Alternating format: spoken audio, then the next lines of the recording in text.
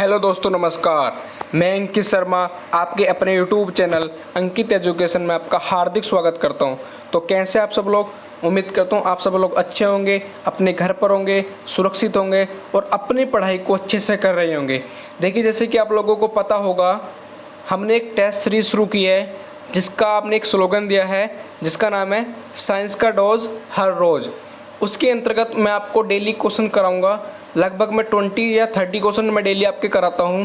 उस क्वेश्चन में से जो अच्छे क्वेश्चंस हैं जो एग्ज़ाम में आए हुए हैं, मैं वही क्वेश्चन आपको कराता हूं या जिनकी आने की संभावनाएं बहुत ज़्यादा हैं। देखिए, क्वेश्चंस का लेवल थोड़ा अप होगा, आपको अपनी तैयारी थोड़ी और अच्छी करनी पड़ेगी। ये टेस्ट इसलिए होता है जिससे कि आपको अपना तैयारी करने का सही तरीका पता चलता रहे कि आप कहाँ स्टैंड कर रहे हैं। आप खुद जज करके देखिए कि आप कितने क्वेश्चन कर ले जा रहे हैं। ये जो मैं आपको 20 क्वेश्चन कराता हूँ डेली, इसमें से आपके कितने राइट हो जाते हैं ये आप खुद देखिए। उसके बाद अपनी तैयारी का लेवल थोड़ा आपको अप और करना पड़ेगा, मेरा ये मानना है, क्योंकि मैं क्वेश्चन अच्छे लेता हूँ। और अब जो एग्ज़ाम का जो पैटर्न आ रहा है वो अच्छे क्वेश्चन का रहा है। जो पहले क्वेश्चन आते थे वो सिंपली क्वेश्चन आते थे, आपसे पूछ लेता था जैसे साइंस में उसकी विमा बताइए या मात्रक बताइए, बल का मात्रक बताइए। इस तरह के क्वेश्चन आप नहीं पूछता, आप क्वेश्चन चेंज कर दिए हैं। ठीक है, उसी के रिगार्डिंग हमने क्वेश्चंस आपका पैटर्न थोड़ा अप रखा है। तो चलिए शुरू करते हैं, अपने टेस्ट की तरफ चलते हैं। और अपने टेस्ट में जो भी क्वेश्चंस आपको अगर कोई डाउट हो या कोई क्वेरीज हो तो आप हमें डायरेक्टली लिख सकते हैं, हम उसका रिप्लाई करेंगे, आपको उसका सॉल्यूशन आपको प्रोवाइड कराएंगे। देखिए, मैंने जैसे आपको बताया था साइंस का डोज हर रोज़, ये आपको हर एक एग्ज़ाम में मिलेगा। मतलब आप कोई भी एग्ज़ाम दे लीजिए, जैसे दिल्ली पुलिस का हो जाए, एसएससी का हो जाए, आपका आरआरबी ग्रुप डी, एनटीपीसी। देखिए, जहाँ पे एक साइंस का पर्टिकुलर पोर्शन है वहाँ पे तो एक अलग स्टैंड करता है, लेकिन और एग्ज़ाम में जहाँ पे भी जीएस आती है, जीके आती है, वहाँ पर इसका बहुत ज़्यादा रोल प्ले हो जाता है। ठीक है, तो चलिए शुरू करते हैं अपने टेस्ट के बारे में। पहला क्वेश्चन है आपके लिए, जीवाणुओं को नष्ट करने के लिए निम्नलिखित में से किस गैस का प्रयोग किया जाता है? हर एक क्वेश्चंस के लिए आपको 4 ऑप्शंस मिलेंगे जिसमें से एक राइट होगा। आपको अपना राइट आंसर चूज करना है। इसके लिए भी 4 ऑप्शन आपके पास हैं। पहला ऑप्शन आपका क्लोरीन है, दूसरा आपका ऑक्सीजन है, तीसरा आपका हाइड्रोजन और फोर्थ आपका नियोन। ये 4 ऑप्शन आपके पास, 4 में से एक राइट है। आप अपना राइट आंसर चूज करिए।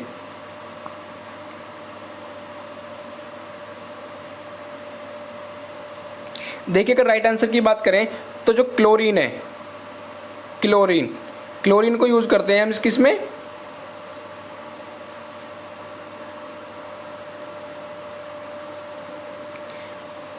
कीटाणुनाशक के रूप में। देखिए, आपने देखा होगा जो जल का प्योरिफिकेशन करते हैं, जल को प्योरीफाई करते हैं तो उसमें क्लोरीन मिलाते हैं, तो वहीं से आपको याद रखना है ये क्लोरीन।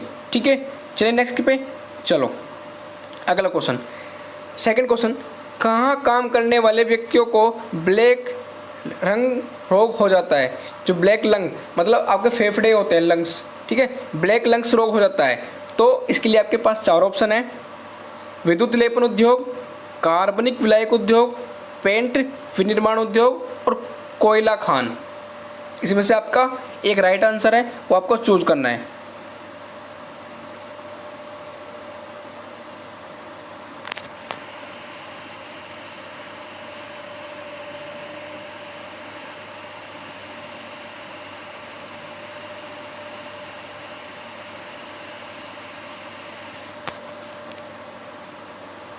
चलिए, इसका राइट आंसर की अगर हम बात करें तो कोयला खान, डी ऑप्शन। कौन सा? D option. ठीक है, याद रह जाएगा। चलिए आगे, चलिए question number next, question number 3। Question number 3 की तरफ चलते हैं। निम्नलिखित में से ऑक्सीजन मिश्रित वह निष्क्रिय गैस कौन सी है जो अवरोधित श्वसन में पीड़ित रोगियों को दी जाती है? आपने देखा होगा जो हॉस्पिटल्स में रोगी होती हैं उनको ऑक्सीजन लगा दी जाती है। उस ऑक्सीजन में एक तो ऑक्सीजन होती है, एक गैस और होती है। उस गैस का नाम बताना है कि उसमें कौन सी और गैस मिक्स करके रोगी को दी जाती है। इसके लिए 4 ऑप्शन है। पहला आपका हीलियम, दूसरा क्रिप्टॉन, तीसरा रेडॉन और फोर्थ आपका argon.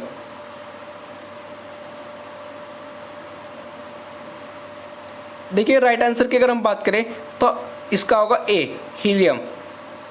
A is the right answer. Helium gas oxygen के साथ मिला के रोगियों को दी जाती है, ठीक है, याद रह जाएगा। चलिए आगे क्वेश्चन नंबर नेक्स्ट 4 क्वेश्चन। अम्ल वर्षा वनस्पति को नष्ट कर देती है क्योंकि उसमें क्या क्या होता है ये आपको बताना है। नाइट्रिक अम्ल होता है, ओजोन होती है, कार्बन मोनोऑक्साइड होती है और सल्फ्यूरिक अम्ल होता है। ये 4 ऑप्शन है और 4 ऑप्शन में से आपको अपना आंसर बताना है। देखिए अगर इसके राइट आंसर की अगर हम बात करें तो राइट आंसर होगा इसका सल्फ्यूरिक अम्ल। सल्फ्यूरिक अम्ल का फॉर्मूला क्या होता है, H2SO4। क्या होता है, H2SO4। ऑप्शन कौन सा ठीक है इसका, T option is the right answer. चलिए आगे, समझ में आ रहा है। देखिए वीडियो अच्छी लग रही हो तो ज़्यादा से ज़्यादा शेयर करिए, लाइक करिए, ठीक है, और जो भी डाउट्स हो आप अपने कमेंट बॉक्स में लिखिए, ठीक है। चलें आगे, क्वेश्चन नंबर 5 एरोसोल का उदाहरण है। एरोसोल का उदाहरण है, ऑप्शन आपके पास चारों मिलेंगे। पहला दूध, दूसरा नदी का जल, तीसरा धुआं और फोर्थ आपका रुधिर। देखिए जल्दी से जल्दी आपको इसका आंसर पिक करना है। अगर राइट आंसर की अगर हम बात करें तो इसका आपका C option is the right answer. धुआं, धुआं जो है ये आपका एरोसोल का उदाहरण है, ठीक है। चलो आगे, क्वेश्चन नंबर 6 धूम कोहरा मौजूद आंख में जलन पैदा करने वाला एक शक्तिशाली द्रव है। इसके लिए आपके पास 4 ऑप्शन है, इसके बारे में बताना है। नाइट्रिक ऑक्साइड है, सल्फर डाइऑक्साइड है, प्रासिक एसीटोनॉल नाइट्रेट है और कार्बन डाइऑक्साइड है। 4 ऑप्शन है, 4 ऑप्शन में से आपको बताना है।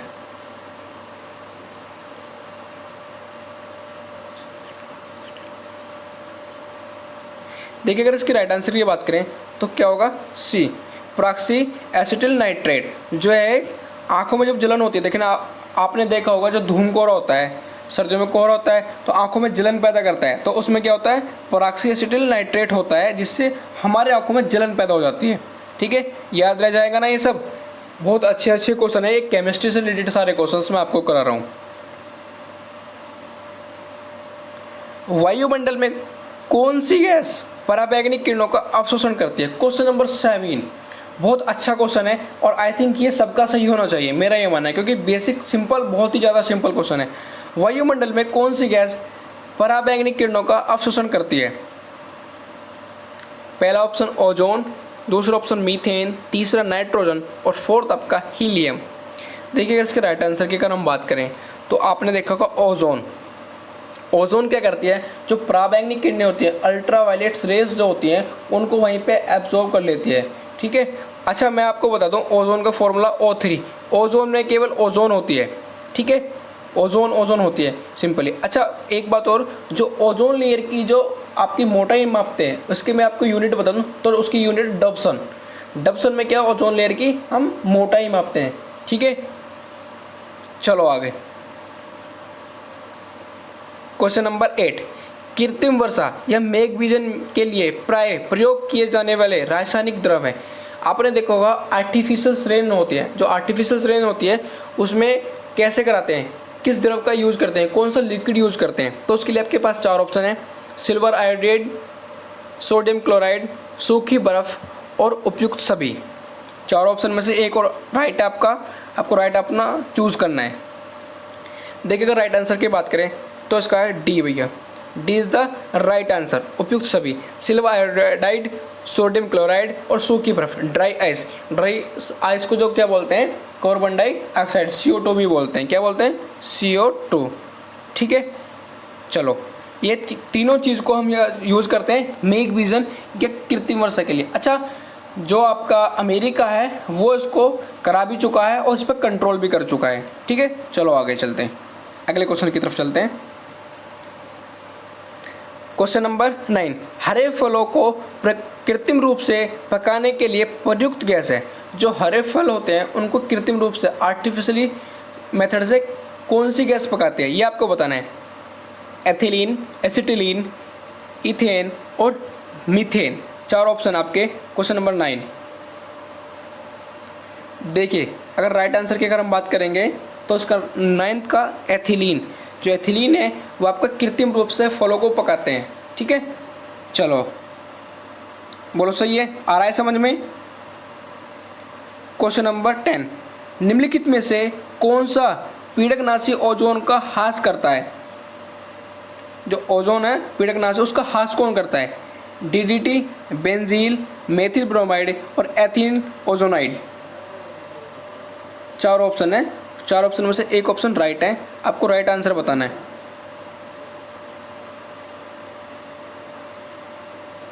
देखिए अगर हम राइट आंसर की हम बात करें तो क्या होगा? Methyl bromide, option number C, methyl bromide is the right answer. चलो क्वेश्चन नंबर 11 की तरफ चलते हैं। एस्पिरिन साधारण नाम है, मतलब एस्पिरिन किसका सिंपलेस्ट फॉर्म नाम है? ठीक है, ये आपको बताना है। सैलिसिलिक एसिड का, सैलिसिलेट का, मेथिल सैलिसिलेट का, एसिटिल सैलिसिलेट एसिड का। आपके पास 4 ऑप्शन है और 4 ऑप्शन में से आपको राइट आंसर चूज करना है। देखिए इसका राइट आंसर है आपका डी। जो एसिटिल सैलिसिलेट एसिड होता है उसका एक साधारण नाम है एस्पिरिन, उसको बोलते हैं एस्पिरिन। इतना लंबा नाम ना बोल के उसको सिंपली क्या बोलते हैं? एस्पिरिन बोलते हैं। चलो अगला क्वेश्चन देखिए, ज़्यादा हार्ड क्वेश्चन से नहीं है, बिल्कुल सिंपल सिंपल क्वेश्चन मैंने आपके लिए। निम्नलिखित में से जैव सेल कौन सा है? जैव सेल, बायोसेल कौन सा है? संगमरमर, कोयला, ग्रेनाइट या स्लेट। 4 ऑप्शन है और 4 ऑप्शन में से आपको राइट आंसर बताना है। देखिए राइट आंसर क्या है इसका भैया? बी, कोयला क्या आपका जैव सेल के रूप में प्रयोग किया जाता है। सिंपल है क्वेश्चन, ज़्यादा हार्ड नहीं लग रहे। वीडियो को भैया शेयर कर दो और ज़्यादा से ज़्यादा अपने दोस्तों को बताओ, जहाँ पे भी आप बता सकते। उससे क्या होगा, आपको बेनिफिट क्या मिलेगा? देखिए अगर किसी की आपके द्वारा नौकरी लगती है वो आपको दुआ देगा बस। क्वेश्चन नंबर 13, गामा किरणें में, गामा किरणों से क्या हो सकता है? जीन म्यूटेशन, छींकना, जलन और ज्वर। ज्वर को बोलते हैं बुखार। जो गामा रेज होती हैं उनसे क्या हो सकता है? क्वेश्चन नंबर 13 देखिए बहुत अच्छा क्वेश्चन है। तो गामा रेज होते हैं ये कहाँ से आते हैं? ये अल्ट्रावायलेट रेज में होती हैं।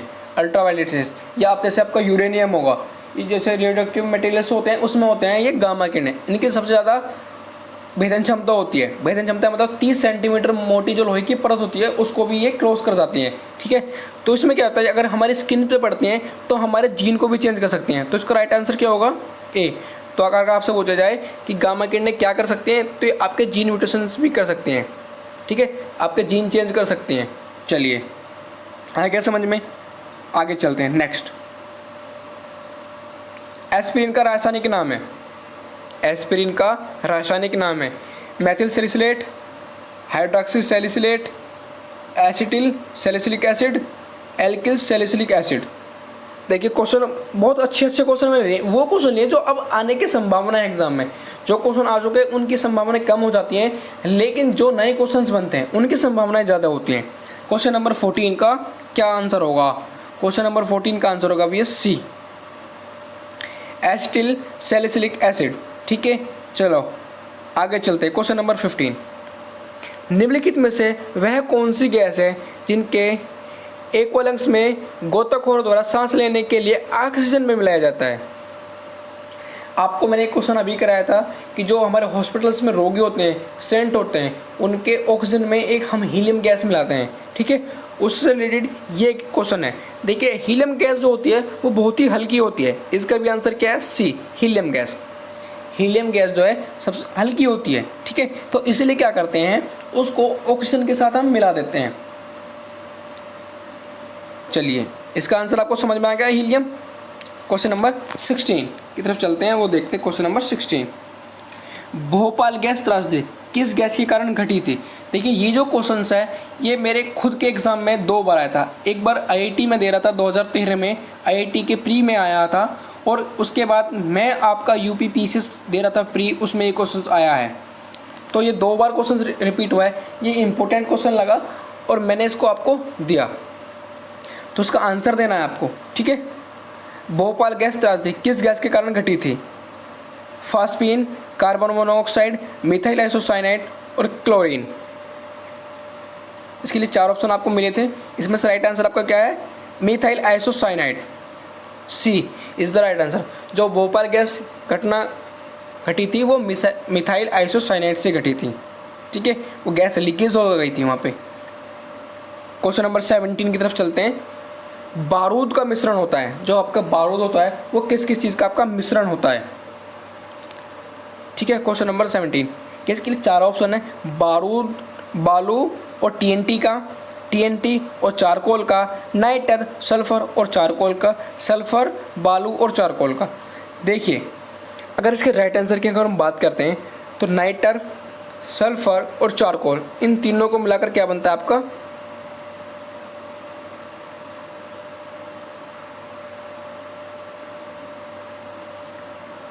नाइटर, सल्फर और चारकोल। नाइटर, सल्फर और चारकोल को मिलाकर क्या बनता है आपका भैया, बारूद बनता है। ठीक है, option number C is the right answer. चलो क्वेश्चन नंबर 17 की तरफ 17 आपका हो चुका है, 18 की तरफ चलते हैं। उपास्थि तथा हड्डियों के निर्माण के लिए संपोषण में आवश्यक तत्व होता है। जो आपकी उपास्थि होती हैं या हड्डी होती हैं उनके निर्माण में कौन सा एक तत्व होता है, मैग्नीशियम, कैल्शियम, जिंक या सिलिकॉन।